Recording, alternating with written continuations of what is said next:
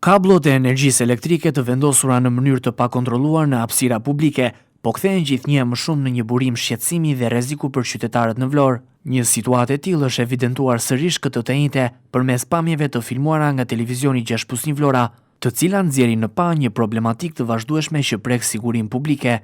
Në videon e filmuar në terren, dallohet qartë një kabël elektrik i vendosur rreth 1 metër mbi nivelin e tokës, duke kaluar mbi trotuar në një zonë të destinuar për qarkullimin e përditshëm të këmbësorëve. Ky pozicionim i papërshtatshëm e ekspozon kablin ndaj kontakteve të drejtpërdrejta me qytetarët, duke krijuar një rrezik potencial për aksidente, sidomos në rastet kur izolimi i tij mund të jetë i dëmtuar apo i amortizuar nga koha. Banorët e zonës janë ata që kanë ngritur alarmin, duke denoncuar situatën pranë televizionit 6+1 Vlora. Ata shprehen se janë të detyruar të bashkëjetojnë çdo ditë me këtë rrezik, ndërsa theksojnë se frika është edhe më e madhe për fëmijët, të cilët mund të afrohen apo të prekin kablot pa qenë të vetëdijshëm për pasojat, sidomos në një ditë të lagësht apo me rreshtje shiu.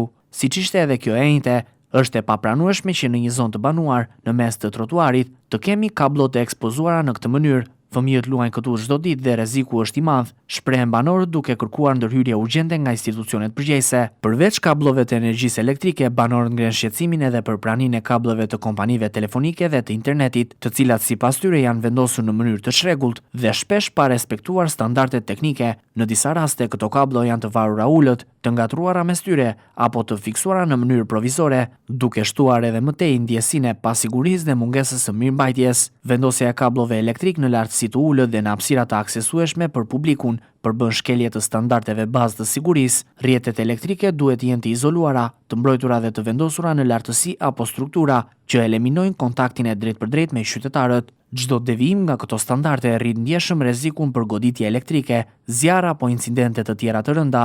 Situata e evidentuar në këtë lagje ngrej gjithashtu pikpyetje mbi kontrollin dhe mirëmbajtjen e infrastrukturës nga institucionet përgjegjëse. Në mungesë të inspektimeve të rregullta dhe ndërhyrjeve në kohë, probleme të tilla jo vetëm që vazhdojnë të ekzistojnë, por në disa raste edhe përkeqësohen.